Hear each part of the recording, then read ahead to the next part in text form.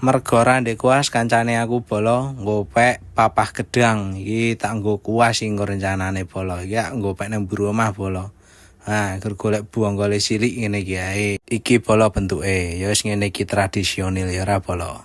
Banjur aku nyopake wajan bolo iki wis tak unggahke ning kompor bolo. Tak cek sik wis semlenget ya to.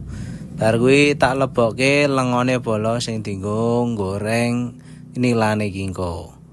Wis baru tak lebokke nilane bolo iki tak wolak-walik supaya gen ra gosong bolo nilane.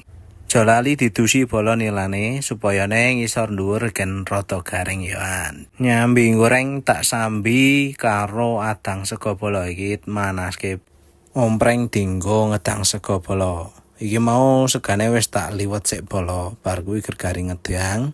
Iki tak sambi molak-malik iwake iki mau. Langsung bar kuwi aku nyopake pan sing dinggo ngegrill biasane kuwi tak kei lengo sithik bolo ben ora lengket engko iwake ning wajane kuwi. Wis ready bolo gur garing bakar iki tak tutul-tutulke bumbune ning nggon nilane ya to, deloken bolo. Lho wis pokoke alat tradisional iki multifungsi bolo. Pokoke sak randuwe-duwene pokoke ndek ide ngono iki wis pokoke diadi bolo. Iki tak wolak-walik gen ra gosong bolo. Iki nilane karo tutul-tutuli meneh bumbune.